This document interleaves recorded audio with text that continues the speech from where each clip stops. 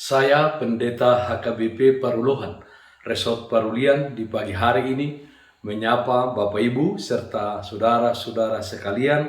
Salam sejahtera bagi kita semua. Sebelum kita mendengar dan merenungkan firman Tuhan di pagi hari ini, marilah kita berdoa. Berfirmanlah ya Tuhan, hamba-Mu siap mendengarkan dan melakukan firman-Mu. Amin. Firman Tuhan yang menjadi sumber kekuatan dan sukacita bagi kita di dalam melaksanakan aktivitas kita satu hari ini, Jumat 7 Januari 2022, tertulis dalam 1 Korintus pasal 15 ayat 10, demikian bunyinya. Tetapi karena kasih karunia Allah, aku adalah sebagaimana aku ada sekarang. Dan kasih karunia yang dianugerahkannya kepadaku tidak sia-sia. Sebaliknya, aku telah bekerja lebih keras daripada mereka semua. Tetapi bukannya aku, melainkan kasih karunia Allah yang menyertai kita. Hidup selalu bersyukur. Saudara-saudaraku yang terkasih dalam Kristus Yesus, tidak puas dan menggerutu dengan apa yang terjadi sering terlihat di dalam kehidupan manusia. Sering pengalaman buruk yang terjadi dan sudah dilalui terkadang menjadi alasan bagi seseorang itu untuk tidak mengucap syukur kepada Tuhan. Jika kita menyadari akan diri kita, menyadari kekuatan dan kelemahan kita, kita akan lebih dapat menerima diri kita sebagaimana adanya. Dan kita dimampukan untuk mengucap syukur kepada Tuhan.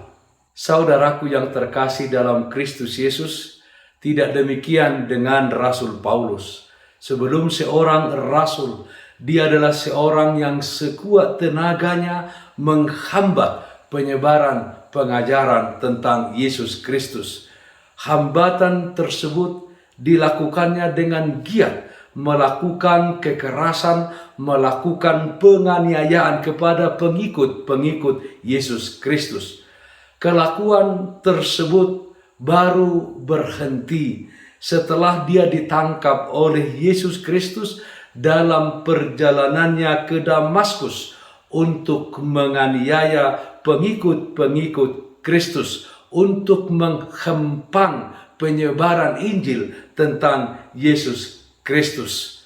Dan setelah penangkapan Paulus tersebut oleh Yesus Kristus, dia menjadi seorang rasul yang besar yang memberitakan Yesus Kristus dengan giat dan penuh dengan pengorbanan.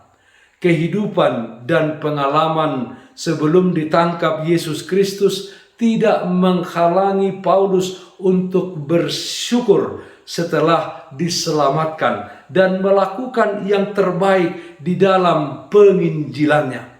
Paulus mengatakan, tetapi kasih karunia Allah, aku adalah sebagaimana aku ada sekarang.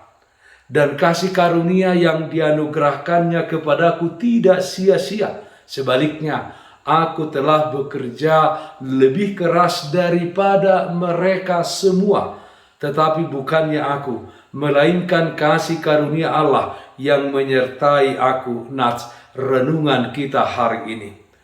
Dari mereka semua itu menunjukkan kepada lawan-lawan Paulus yang menebarkan, yang mengatakan bahwa kerasulan Paulus itu mereka pertanyakan. Dan Paulus mengatakan dari mereka dia lebih giat mengabarkan pekabaran Injil. Dan saudara-saudara, apa yang dilakukan Rasul Paulus dalam penginjilan bukan karena kuat kuasanya, tetapi karena kasih karunia Allah yang telah memakai dirinya untuk memberitakan berita tentang Yesus Kristus. Saudara-saudaraku yang terkasih dalam Kristus Yesus, bagaimanapun keadaan kita di masa lalu, janganlah menjadi masalah yang dibesar-besarkan, yang menjadikan kita orang yang tidak puas dan menjadikan kita menjadi orang yang rendah serta merasa tidak layak dan tidak sanggup melakukan panggilan dan kehendak Tuhan. Menjadi orang yang tidak bersyukur atas karunia Tuhan yang telah membaharui hidup kita. Ingatlah bahwa keberadaan kita saat ini adalah karena kasih karunia Allah. Dan kasih karunia Allah itulah yang melayakkan kita semuanya untuk menjadi pekerjanya, untuk menjadi utusannya di tengah-tengah dunia ini. Saudaraku yang terkasih dalam Kristus Yesus, bagaimana kondisi hati kita saat ini? Adakah ketidakpuasan terus bergejolak dalam hati kita? Marilah kita menerima keadaan dan pengalaman kita masa lalu, dan kita belajar bersyukur atas kehidupan kita saat ini yang telah dibaharui kasih karunia Tuhan. Kasih karunia dan anugerah Allah yang kita rasakan, yang memungkinkan kita melakukan panggilan dan pengutusan Tuhan yang luar biasa dalam kehidupan kita.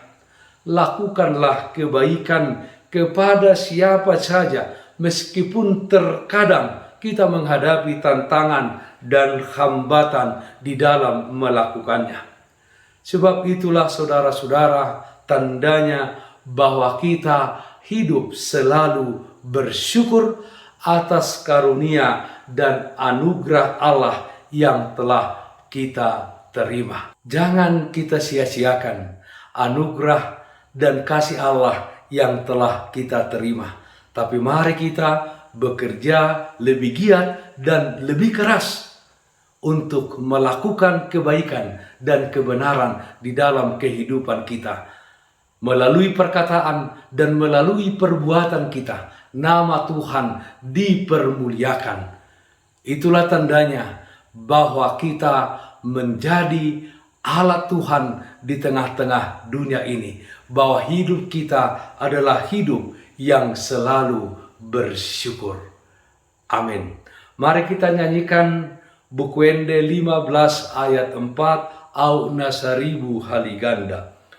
Maulia marohaku di hoode bata tok tok di basude dengan basamu nang ni lehonmu diawon ai di patongon ho tok tok sude narikot diawon.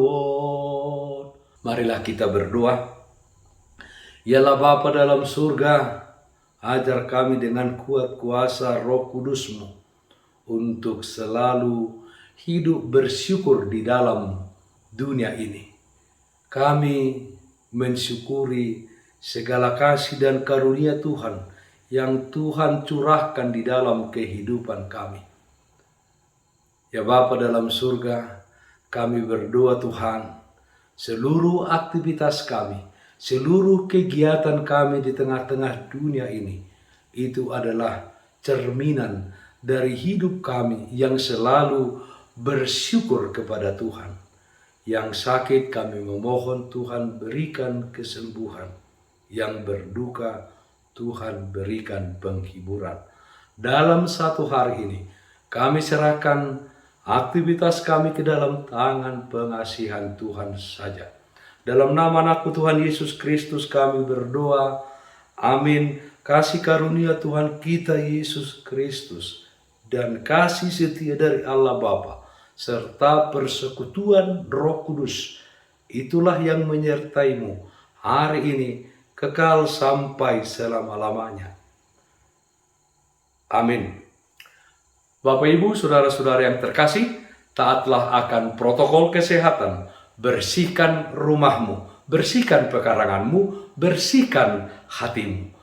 dan tetap berdoa kepada Tuhan, sumber berkat dan anugerah dalam hidupmu. Salam sehat, tetap semangat. Tuhan Yesus memberkati kita semuanya. Shalom.